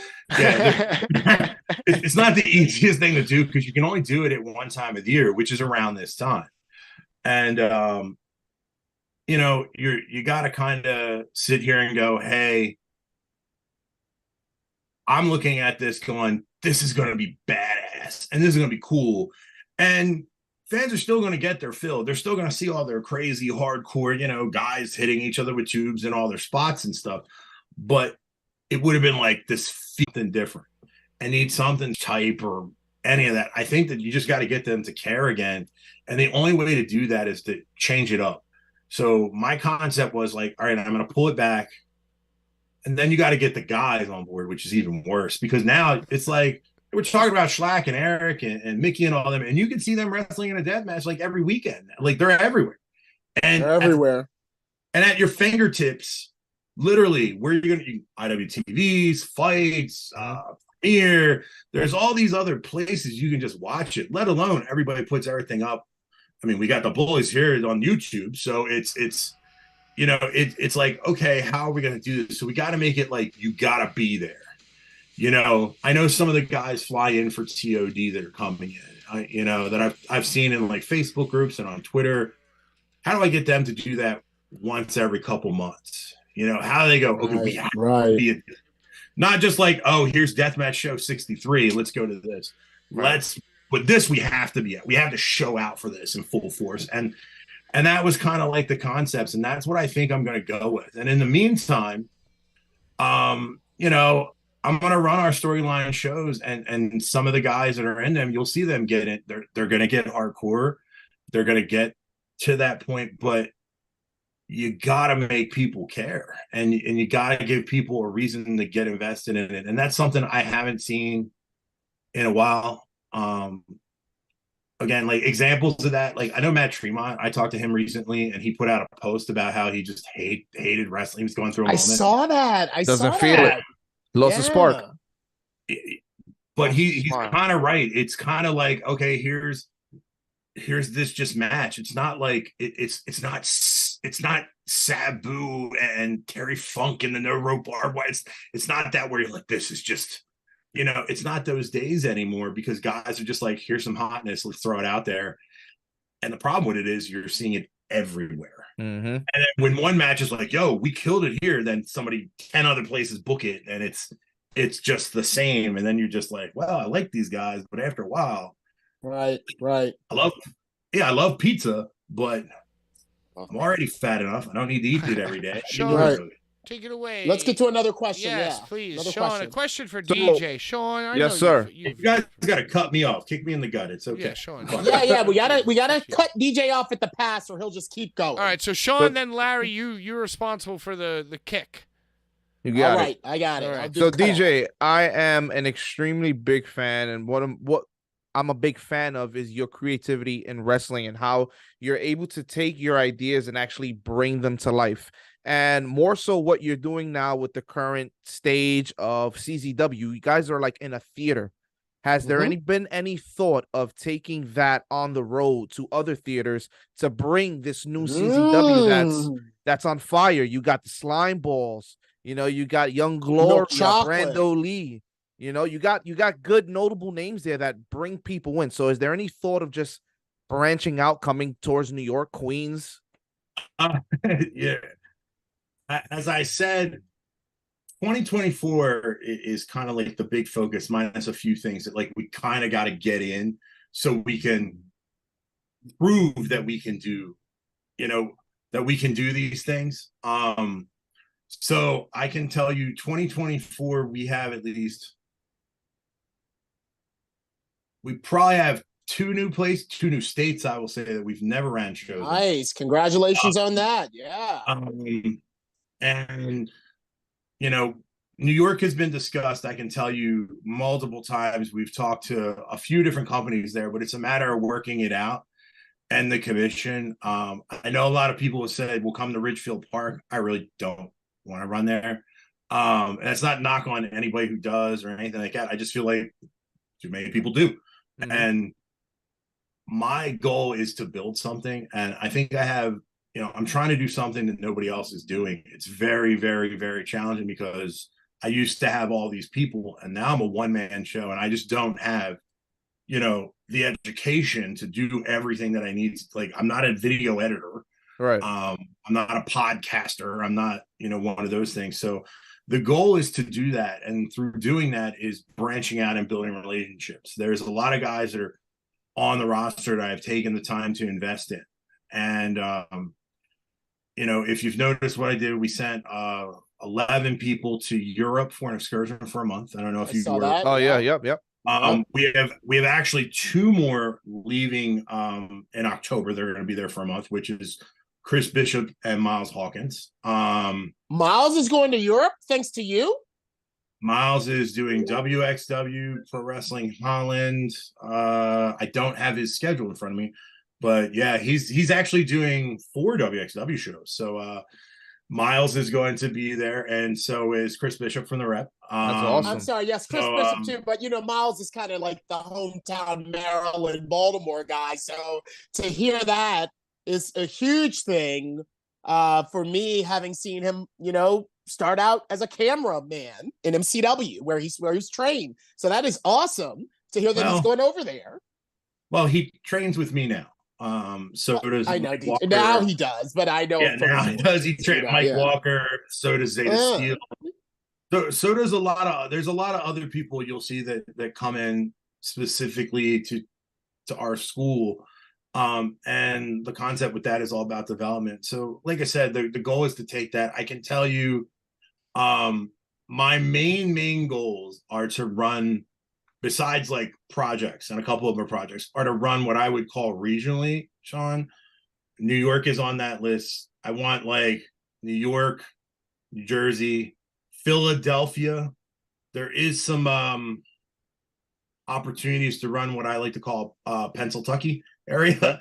Well, I mean, you got to look at it from Ohio, Slovenia, a voter perspective. Yeah, I mean, out there in some of those places, there's nothing, which means, and what the wrestling they have seen is nothing like we're bringing. Right. So I want to stay in Maryland, and finding something in Delaware that's also kind of semi-regularly, where, you know, maybe we run 2 shows a month, and maybe we do New York, Maryland, you know, Philly, Delaware, or something like that. And also there's a lot of talent out there that is young that I want to develop, and it'll give a lot of these guys opportunities. Like specifically, I am going younger for a reason. I think I'd probably say about more than 60% of our roster is under 25. Wow. Which is odd when you think, oh, well, they don't have a lot of veteran guys. That's true, but that also gives me enough time in the next few years to rebuild them. Because this group didn't have the Sammy Callahans and the John Moxleys and all those guys that when it was time to bring them up and make them stars. So, you know, and then we can find guys in the area. You know, we have guys that are up in New York. You know, Larry talked about like Milk Chocolates up there. Hey, We Randy also Summers and Brandon Watts, Watts. fellow Sagittarius. I was about to say, they're the most succulent tag team, and Larry knows all about Brandon there. Sure and then do. we I had like seeing him in his They were socks. nude with the CZW. He had his socks on. He was covering up those They were nude toes. with their socks on with the CZW tag. Well, only team Brandon's feet were exposed, but they were covered in socks. They did a double Shawn Michaels, legs intertwined on the sofa. I mean, it was. I mean, those belts are not that old. They're basically brand new. DJ's idea. But they're. No, that was definitely not my idea. Yeah, they did that for Larry. They did that for Larry. I'm sure. Shout out, I'm sure they did that one for Larry. Fully but nude except again, for socks. You also, like I said, Sean, you have guys like Isaiah and Lala up there. You know, we brought Prolific as a group in for a little while, and now Isaiah and Lala are kind of carrying the torch. And we also, like I said, we have Brando Lee, who's from New York, and Brando's like, he's awesome, dude. He's awesome. He just wrestled. He just wrestled Jordan Oliver on our last show. He's actually I don't know if it's out yet or not, but he's wrestling Jordan Oliver again. They're doing kind of like a series for us. And then I mean, and you've seen Jordan's progress over the last few years. I see. Oh Brando, God! Oh great! Oh man. God! Jay Ord, right on that same trajectory, and he's young, and you know, it's the more I get to find out about him, the more I can guide him in a direction. You know, of hey, we're gonna do this. Like Brando has knocked out guys. I don't think anybody knows he has a legit background. Like he's martial arts, yeah, he's a legit martial artist, and nobody really thinks that. Oh no, he's a bad man. And yeah, kind of one of those things where people are like, oh, he's a flyer, and I'm like, yo, but he could kick you in the face and put your lights out in 2 seconds, like you wouldn't even know it, because he does know that. But it's just like, well, hey, you know, that's what they wanted me to do, and I'm just like, let's tilt it a little bit and keep it a little bit this way, because and now, like I said, he's getting ready. He's doing stuff with Jordan Oliver.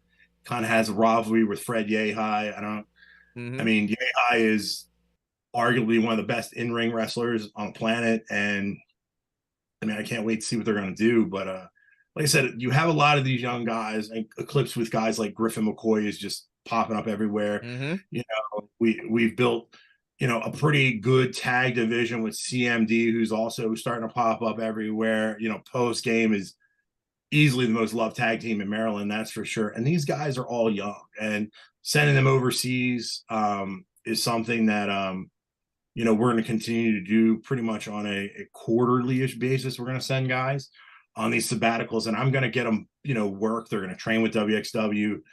They'll be able to work on WXW shows. They'll be able to, do things, and it's really going to start spreading us out as well as doing it here. And here, it's going to be about finding the right partnerships. If I said, hey, like if people say, do you want to run a show here? Yeah, I do. If it'll make money, we'll run there. But if I'm not there to do it, like you guys are in New York, I'm in Delaware. Yeah. You need that partner up there to do that. And that's also very difficult nowadays. People don't really like working with each other anymore. Mm-hmm. And that it's me. And, I have different goals, but if somebody says no, or something doesn't go right or whatever, no, I just move on. All right, That's great all you answer. can do. Thank you so much, Sean, for your question. Before we get to Larry, let me run through some chat questions. We're just going to answer very quickly. Answer very quickly. Larry, you're doing a bad job of cutting me off. I'm just gonna run through some We're of these so chats. interested in what you have to say. Terracotta Warriors. Ask DJ who his favorite Backstreet Boy is. Boom, favorite Backstreet Boy. Or song. You can say song. Well, we did I Want It That Way. The whole we know. So you do. I didn't even realize. So you probably do have a favorite Backstreet Boy then. Probably not. I don't really have a favorite. Was asked. I don't have a favorite Backstreet Boy. It kind of sparred out of a joke. And I don't know if you guys have been around. Well, the Bullies then, but I'm sure Larry has. Larry remembers NWA Force One. Hell yeah. And we used to sing that at intermission because people would give us money to do it. That's right. Oh my gosh, that's right. So it was a thing. It was a prior. It was a prior thing. It was an inside thing. It was an inside thing, and it was kind of funny. And it was guys like me, Ophidian, Red Tide. It was just it was the most stupid thing you've ever seen. And so me and Swan were trying to play a joke on post game because they were sitting here saying they look like a boy band with Matt Quay and Ian Bush out there. And we were trying to get them to sing it, and they were just like, and then I realized like how young they are. And it was like, because we were like, oh my God, they look like a boy band. Swan was sitting right next to me, and I'm just like, he's like, we got to do it, Deej. We got to do it, Deej. And I'm just like, this is not going to go well, but whatever. And I was just hot and tired. And I was like, all right, I'm going to go out here and rant, and it'll be fun. It'll be stupid, but people enjoyed it. And the fact that we're talking about it on a podcast means it. Dude, it was like nothing I'd ever seen in my life. I'm like, what am I watching right now? At the end of the show, like. You got Swan out there with you, you're all right. That's the blessing. As long as you're with Swan, you're good out there. He lives all night long, so he's gonna do his thing. All right. What else from the chat? Well, I do have a question. How about this? And care to decline to comment if you want. Somebody asks, will we ever see an XP Dub, CZ Dub joint storyline invasion working together angle?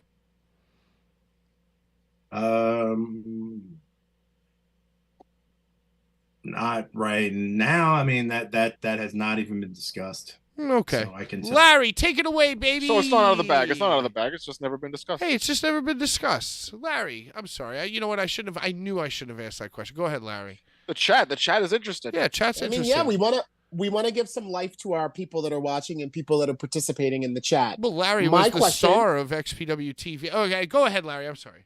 Yeah.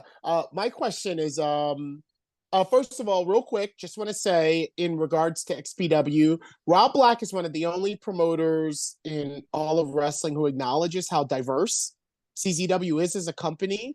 Like DJ is talking about all of this thing about sending all these young guys over to Europe, which will probably be a lot of their first opportunity over there. But in particular, like your roster has now and for so long has been filled with so many people of color, people of different sexual preferences, religions, Gulak, David Starr. I can just go on and on and on about the diversity that's always been in CZW, myself included, as a member of the Hall of Fame. So I want to shout that out, and I also want to shout out Rob Black as being one of the only promoters to acknowledge that, because everybody wants to come for DJ for something and come for CZW for something, but no one ever shouts that very, very poignant, important thing in today's climate of, for the culture shows or big gay brunch shows, that CZW's been about that since before it was in vogue. Okay, done with my rant. My question is this. DJ, hell yeah, Larry. Hell yeah. Just I had to say it. I had to say it as a member of the CZW legacy family. Love that. Hall of Famer. It's great to hear that Miles is going over Larry, to Europe. I think it's more diverse now. Oh God, yeah. Yeah, I think it's more diverse. We had we were looking at best of the best, and I don't remember who it was. There was like one white guy. Yeah, we had one white guy. One. Yeah. And there's nothing wrong with that. There's nothing wrong with that. And I was just like, it was so odd. It was just like, it just happened that way. It wasn't like, oh, we're going to do this. It was so odd, but it was so right at the same time. And thank you for being, a company that can say they're over decades strong, doing the thing and still doing the thing and paving the ways for people like Miles Hawkins and Brando Lee.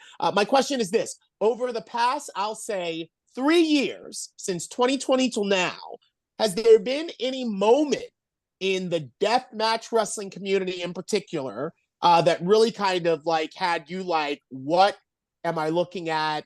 Kind of like a moment that, I don't know, just kind of like had you like with your jaw dropped that this was actually something you were seeing. I want to share mine before you even answer. It was DJ, so wild for me. Don't answer. Yeah, I want to say it was so wild for me to see Nikki on my TV fighting Jericho on AEW in whatever year that was, 2021, knowing that we watched him die, to see his entire redemption, and being on like one of the major shows on TV was like just a drop, just like a kind of moment where I was like, am I really watching what I'm seeing on my TV? So for you, has there been any moment over the past 3 years that really had you like, wow, what's going on here? To be honest with you, no. Like, I think that's very odd because we've known Nick Gage, I mean, just 20, 25, 26 years, I don't know, forever. Yeah. It seems like because my age is definitely catching up with me, but it doesn't seem odd to see him doing that because, like, I think where was I? Was it Jersey All Pro? We were somewhere. I forget. This was even odder than him working Jericho. He worked Jerry Lawler. What? I remember the show. 2012. It was. I want to say it was a Jersey All Pro show. It was a Jersey All Pro. Jerry Lawler, and it was like this wild brawl. And I remember Lawler told him he had a potty mouth, and it was like him and I think Brody Lee and somebody else were in like a group. The Hillbilly Wrecking Crew. Hillbilly Wrecking Crew. Yeah, yeah. And I'm just sitting back there, and I remember standing next to Mox, and we were just jumping up and down like we were 5-year-old little kids watching this, because that was the only time where I was like, this is like that. When he went out there and wrestled Jericho, no. The spots I've seen, even like the guy putting syringes through his is this a clean show? You could say it. You could say it. Okay, the guy putting syringes through his balls and dick and all that shit. Like, that didn't surprise me. Like, none of that stuff surprised me. Like, I spent a lot of time in Japan. I've seen a lot of crazy shit. But none of that surprised me. And plus, it's just like when you watch these guys now, you just like go, okay, and you see what their real potential could be. Like, Nick Gage would be popular if he didn't do death matches because he's Nick Gage. You know what I'm saying? Were you surprised to see Kasai come out at the end of Tournament of Survival? No, not really. I mean, yeah. Listen, if guys can do something and a promoter wants to do whatever he wants, man, that's good for them. I mean, they're all trying to, do what they can. I mean, everybody's got it. The thing is, you look at things I look at things in 3 different ways. I look as a promoter and go, okay, how, what's this costing? And, what's the value of things? And my mindset on value is very different now than it used to be. And I mean, and some people are going to criticize me for it, but it's like, who the hell's a draw now? I mean, I love you've been bought Kasai in like back in 2013. Well, it's not so much that. I mean, he's talented. Kasai's been in a bunch of times, but he's won a TOD, and I'm just sitting here thinking, I'm just sitting here thinking to myself, like, if you're going to invest money in somebody or time, you know, you might want to promote that, you know, and but that's, I understand why they're doing that. There's a bigger thing for that, and I get that there's a long term, and that's their prerogative and their business, you know, sense. But I mean, I wasn't surprised. I really wasn't. I was kind of more surprised that I think I didn't see more Freedoms guys in the tournament, more of an association like that. But now I see that that's something that they do. They're going into that because they're going back over there, and you know, good for them. I'm happy for them that they have that opportunity, and the guys there are hopefully making money. So you know, they can. Doesn't surprise me, but Nikki being on TV, nope, doesn't surprise me. Nikki's you know what did surprise me? Here, I'll tell you what surprised me. And Larry, you might not get this. Seeing Sandra on TV on the dark side of the ring. Oh yeah. Well, that's I mean, we saw Brett. We saw Brett on the dark side of the ring. Brett was on there, you know. So yeah, but when I saw Sandra on there, I was like, oh my god! I was like, wow. Okay, they're going in.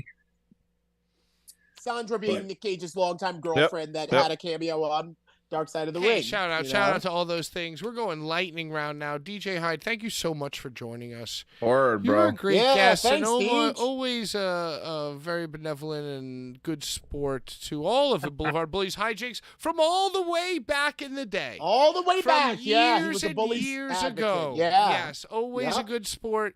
Probably he could have thrown you off that. Could have beat me up at any moment. Could have beat me up. People wanted me to. That's for sure. You did give me a rather stiff forearm at No Ring Deathmatch number 10, as the referee kind of jacked me up a little bit, but that's all right. It's all part of. DJ doesn't do anything soft. You should have knocked him out, DJ. You should have fucking took his head right off.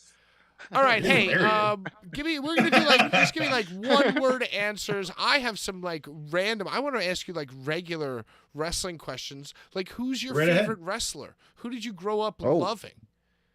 Hogan. I grew up. I'm a Hogan guy. Who's the best? Who throws the best lariat? Stan Hansen. Stan Hansen. Mm-hmm. Okay. This is from the chat. Swerve Strickland or Joe Gacy? Ooh.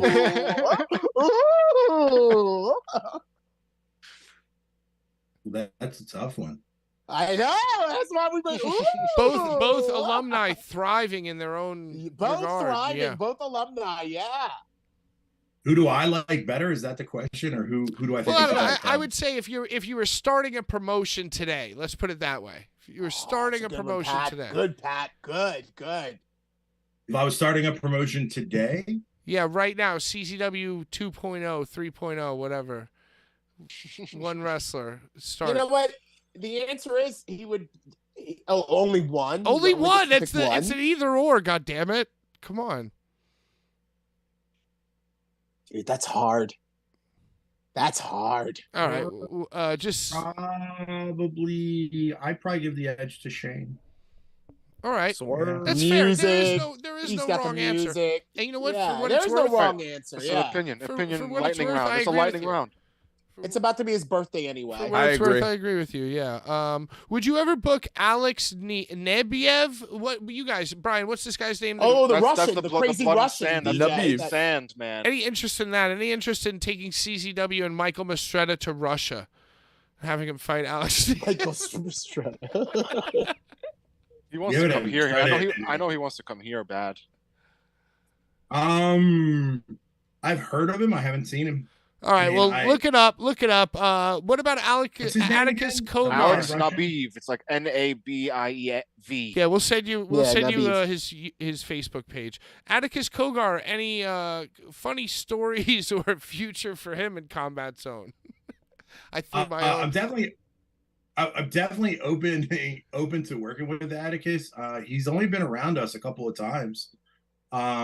He was out at Tournament of Death last year, but he didn't wrestle. But Bev won last year, right? Yeah, Bobby won last year, but he was out his brother was there. He was in it, and I mean, Riley was there. All right, I'm done. yeah, with I'm this. always open to work with guys that are quality guys.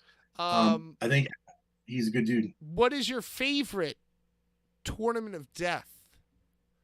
Good question. Ever? Yeah, what's your well? I guess let's narrow it down to the times that you were involved, hot and heavy. What is your favorite from the business side? From the best was. I've been involved behind the scenes, even if I wasn't on the show. Well, we have on the show coming up next. The in-ring stuff is coming up next. So, as a promoter, favorite tournament of death, farm only, by the way. Oh, come on. I hate to say this one, but probably the year Nikki got hurt, the thumbtack jack and me match, because that whole show minus Nikki getting hurt was just legendary shit. Fun. Wild. Yeah, it was just like that was Sean's pick. I mean, that's what I was about to say. I was about to say your like greatest moment to me, because that was like the show where we established you were the new owner. Like that was your. We did that. We did that at another show, because that was when I didn't own the company then, but that was TOD 8. I took over right after that. So 8.5 or Rewind or whatever it was called. Rewind was like, hey, we have Thumbtack Jack here. Let's try to do this right. And I think that was the show that solidified me taking over. I wish he would wrestle. Oh, the best. All right. What's the favorite match that you yourself have ever had? Because you've been in cages, you've been in the TODs, you've been in the shit. Yeah. Well, just match. Give me like a DJ Hyde career top 3. Daisuke Sekimoto, Corgan Hall. Nice. That's for sure. Number 1. I don't know if that's number 1, but that we went like 30. This one's gonna actually surprise you because it didn't actually happen in CCW, but regular match against Derek Frazier in Maryland, which was just like so much fun. It's so old, and it was like at EWA of all places. Yeah, that's what I was gonna say. EWA, yep. Yeah, but that was a lot of fun.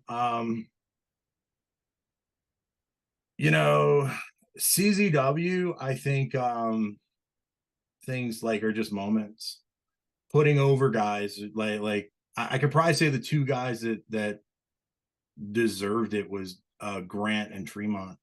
Like losing in Cage of Death is like the biggest honor to me, where it's like I don't need to win those, because then you solidify those guys. And the fact that they could have killed me from all the evil things that I did, and they really, although Grant has tried many times, but it's one of those things to see those guys just, you might be dead and hurt and messed up, but then you just see in that moment, you watch it back on tape, and you get those like, oh, that was great, like people, you got what you need at. So. Yeah, hell yeah. Well, hey, thank you, DJ Hyde, for coming on. Everybody, say thank you to DJ Hyde in the chat. Everybody in the group right now. CZW Hall of Famer. Also, just DJ last Hyde. quick order of business. I just want to confirm with you that I won't be doing any of the actual TOD, but for the main event, I will actually come out and present the trophy and announce the in-ring Japanese intros for just only the main event.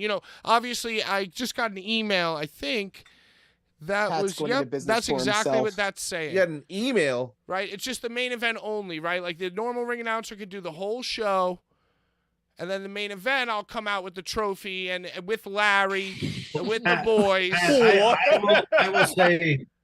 I will say this to you and to everybody watching and in the chat. Well, please. I mean, there are questioning voices out there. We are definitely in the need of a lot of help nowadays. It's not what it was. Well, we're not talking about setting up chairs here. All right. No, I'm not talking about that either, Pat. So I'm going to give you an example. And, know how friendly you are with them or not. Probably not at all. Shut up, Patrick. Oh, sorry. Well, I'm not sure if you know who the Kings Road is. Oh, we love Of them. We love course we those do. guys. Servino, you we gotta love love them. Servino. Yeah, Patrick we've never was said partaking anything. in Servino behavior Yeah, before. we're great I mean, with those guys. Pat. So Servino he has done commentary for Tournament of Death last year. Jesus Christ. And he's also sponsoring Kid Bandit in Tournament of Death this year. And that all started because of just like I knew of him. I never met him. And then I got introduced to him. And it was like we had a conversation and he said, I want to help out. So awesome. I put him on commentary. And to be honest with you, he's really good at it. But he hasn't asked this year yet. So I mean, maybe there's a place for it, you know. Wow. I mean, because maybe there's a place for you there. You never know. Maybe you just get that a match to commentate and just get the. Well, you know what I think? I think that I'm going to tell you this. I'm going to promise you right now that while Brian, Sean, and Larry will be shotgunning beers, I will be in a full suit this year. I'm going to go to Tournament of Death in a full suit and I'm going to have just like Michael freaking Servino. All right. I'm going to have a full suit. I'm going to have my resume in a manila folder, you know, and I'm going to be ready to go in a full suit. Brian, you can have a great time. You can barbecue. Larry, it's my first ever CZW pilgrimage. Yeah, and you know what? Guess what? Clean urine in a jar right there. On everybody's face. Clean urine for you in a jar. Let me tell you something about Tournament of Death. This is the place where this is a deathmatch show where as long as you're good to my family and stuff, you can smoke, you can drink, you can bring your own. I could care less. Just make sure by the end of this night, we're gonna be part of your goddamn family. And I'm telling you that. That's right. Not me. So, I'm gonna be wearing a suit. I'm staying sober. I'm gonna be wearing a suit. If you wear a suit, I will. You staying sober is a miracle. That's not. That's right. No, well, guess what? You don't even know. He's been going. I'm gonna have the suit. I'm gonna have Listerine strips. Listerine strips. Yeah, it's gonna be actually Listerine, you know, and we're gonna be good, dude. Well, I hope you guys enjoy it. Well, thank you so much. I just tweeted out that we were confirmed for full suit and tie commentary and or ring announcing. Yeah, so we're good. So yeah, now everybody's got to come. Hey, you know what? I think that's a good time. I'm sorry. Give us the last minute plug. The last minute plug for Tournament of Death. Where it is, when it is, all that stuff. DJ, 179 Ebenezer Church Road, September 23rd. It's 2 p.m. bell time. Please show up earlier if you can. It's Tournament of Death 20. It's narrow. Yeah, it's up the lane. Just get the car parked. Do a little partying out in the field. You will most likely see me standing out in the road in a suit with a sign proving my main event worth early on, like probably 11 a.m. So that's where we're at. That's right. He's going to be there. He's going to be there. He will not be able to deny me, or there will be a video of him he wants a Hall me. of Fame pack just like you. That's what he'll get there. Perseverance. He's going to have the Mr. T wing in CZW. I'm still coming around. But I do want to thank you guys for having me on. I'm very appreciate it. Was a fucking pleasure. Thank you for coming on, man. Awesome. Thank you, DJ, man. I'm gonna put you over real quick. You have no idea how many people have now been hitting us up to be on the show, and I think a lot of that has to do with the fact that the owner of CZW is on our show. The owner of CZW, COO, CFO. Yeah, we got a lot of requests now in the inbox of people coming on. So thank you. Yeah, thanks for talking to us. Yeah, well, I hope to be on again soon, guys. Absolutely, always welcome. Yeah. Bullies fam, we're family now. We're family. We'll see you see you guys in about 2 weeks. Hell right? yeah. We'll be there. Bye, DJ. Thank you, DJ. Bye. Thank you, DJ. Bye, DJ. Bye. Appreciate you, man. Let's figure this out. Hey, get him out of here. Okay. That was awesome, dude. Yeah. Yeah, y'all. DJ Hyde on it. Hey, we're back. Blvd Bullies versus the world. Okay. Wow, what a guest! Motherfucking Hyde. What a guest! I thought he might have lied. I thought Pat was going to get him to leave the show. Our shitty little show. I thought Pat was. Our little shitty show. Why would I have gotten him to leave the show? What did I do? You got hot and heavy. You got hot and heavy quick. What? That's a What did I good say? song. Hot and heavy. No, but it was good. But it was. I was. That's a good Everything song. was great. I it have was good. rapport with the Did man. y'all love it? Did the was chat love very- it? What'd you guys think of DJ Hyde on the fucking show? Yeah, what did you say? was all- Let us know in the comments. Brian, how many people, Yeah. how many men, I grown wish you men, were more- see, have I'm you gonna say- spoken to on a top of a 30-foot scaffolding? It's Well, a I'm gonna tell you lifelong that bond, Brian. I wish you were more like that with all of our guests. was Well, what you know, all if I'm you saying. keep booking these people without my consent, I will be, Brian. Well, don't Well, say we got anymore. a lot of people that want to be We got on a the month and a half long Okay? waiting list of guests at this point. We Yeah, got there's a waiting list now. Well, DJ listen, I'll be honest. I'm God kind of damn it. excited to go down that list and We're make gonna our way vet to a them. certain someone. Shut up, who- Sean. Listen, You're gonna look we- at you with your purple grimace please, glasses. please. Yo, Bernie hold Ron on, my God, McDonald Brian, come here hold and on, be tied with your Brian, relationship. no. Hold Whoa, I'm over here. I'm over here helping you out, and you want to come after me, Papa? I'm sorry, Then Sean. hold on. Sean. No me empieza. Oh no. Oh Oh no! no. What is I'm going sorry. on? I'm sorry. John There Richter. you go. Look, see? 1 second. Look at Give me that. a second. Come on, get Anyway, it together. well, Look, like I there was we saying, go. I'm frozen. There I we am go. excited to run down our guests. My video's frozen. My video feed's frozen. What? Oh no. Hold on 1 second. Jesus Christ. Oh, you're back. Am I back? No, I'm not back. Wait, no, you're not back. I'm not back. Jesus. Hold on. God damn it.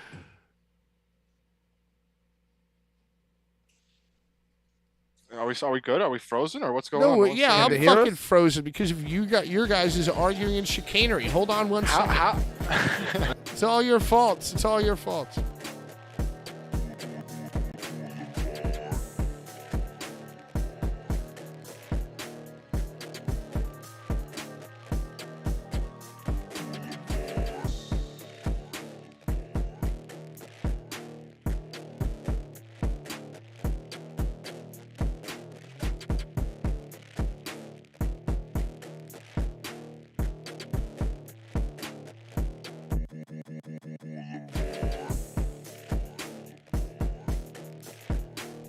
All right. Hey. Hi. Oh, Hey, we're back. Hey, what Hello. a guest. Hey, give it up for Hey. DJ Hyde, y'all. Give it up. Legendary man, dude. DJ's that might have been my Kung Fu that might have been my Food. favorite guest. You go run like hell. So let's get back to what we were talking about. Sean, you were about to scream at Brian. Yeah. I actually, Yeah. okay. It's 9. I actually have to depart too. It's we're this is What? I Are have we to over? depart. We're Oh, over yeah, a little. when I you have to get go. over, I'm going Pat, to Pat. I'm going to see Attila, the No, band. no, Attila. hold on, Oh, real quick. Jesus I'm on the Christ. guest list. God damn it! God damn baby you are. What a big I'm baby. on Baby, the I'm gonna go guest crowd list. surf and be a young man. Pat, close the show out, please. Let's before get out of Brian here. I gotta leaves. go eat. Hey, thank you so much to everybody who tuned in to watch us spew our venom with DJ, who, by the way, handled it with class and grace. What a guy. What a pro. What a COO. We'll see you at the farm in Delaware. What do we have next week? What guests do we have next week, Brian? Brian, who's next week?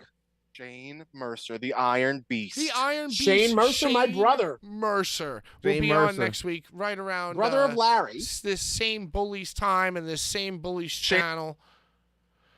Brian, you're muted, so don't even worry about it. Everything's fine. Thank you so much. Yeah, we have a month and a half of guests booked. And we will continue to give you the best Gonzo wrestling journalism that your ass could ever hope for, except if we could classify you as our enemy. In that case, do us all a favor and die slow. Out of time. Bye-bye.